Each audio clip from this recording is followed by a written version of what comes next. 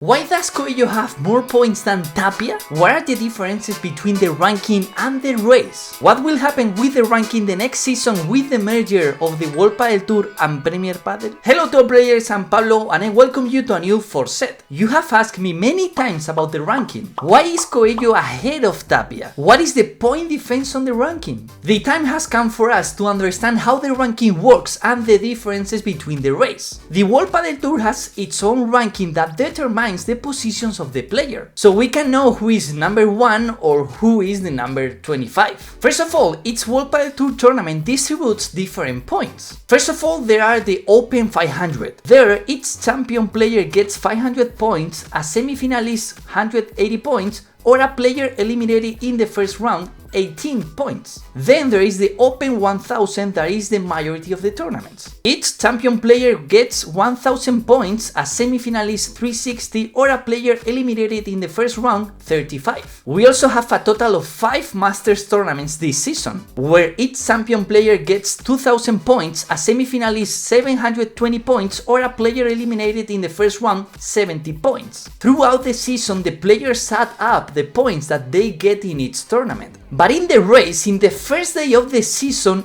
every player have 0 points. So there is no player that the first day of the season is played in the first position of the ranking or in the 5th. So we can consider the race as a cumulative point system, while the ranking is a defensive point system. Thanks to the race, we can see better the performance of any player during the season. So let's take an example. Paquito Navarro in the first tournaments of this season didn't win a single match. He won points because he played those tournaments, but he won very few points because he lost in every first round. So at that time, Paquito was out of the top 50 of the race. However, in the ranking, Paquito was still in the top 10. The race also works for another important point. It is in charge of deciding the 16 players, not couple, 16 players who plays the Master Final. Remember that the Master Final also gives points, but just for the winner. Each champion player wins 1500 points. But there is another important point. A player who is not part of the top 8 couples in the ranking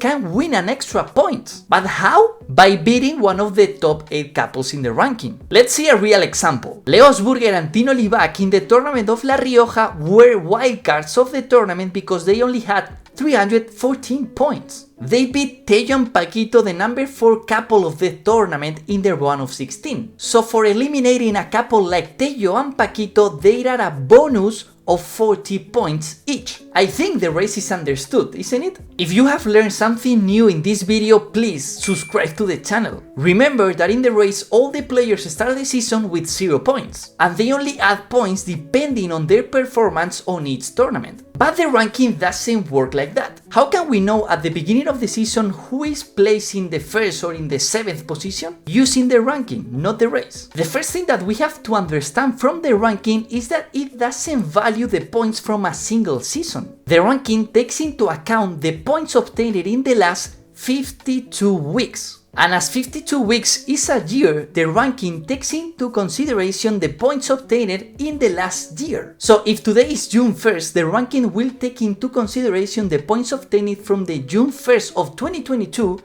until June 1st of 2023, even if 2 seasons are mixed at the same time. For these reasons, on the first day of the season, players have points and have a certain position. A key point then is what we call point defense. Every Monday of each week, the ranking is updated. Imagine that in the week number 24 of the last year, Coello won a tournament. So in the week 24 of this year, Coello won't be able to add more points. He had achieved the best result possible last year, so he has already earned all possible points. However, if in that week Coello won last year and this year loses the final, he will lose points. Last year, Coello won 1000 points, and this year, as he lost the final, he only gets 600. So the difference of 400 points is what will be the reduce from his ranking. Another example is when 2 new players join at the beginning of the season like Coello and Tapia. Both start the race with 0 points and then they will have the same points as the season progresses. But not in the ranking. Remember that last year Coello played with Vela and Tapia with Sancho and they made different results. For example, Tapia won 5 tournaments in the middle of the season. If we think about the ranking, Tapia cannot add more points in those weeks where he had won last year. Therefore, at this point of the season, Coello has more points than Tapia. Arturo had obtained worse results last year so far compared to Tapia, so by improving those results he has obtained more points than Agustín. It won't be until the end of the season when both players have the same amount of points. It is also at the end of the season after the Master Final when the ranking and the race points are always the same, because the 52 weeks match with the end of the season. Having a higher position in the ranking helps you for the draw of the tournaments. If you are a couple 1 or 2, your position in the draw is fixed. Those couples won't be able to play each other until an hypothetical final. Couples 3 and 4 won't be able to play against until an hypothetical final,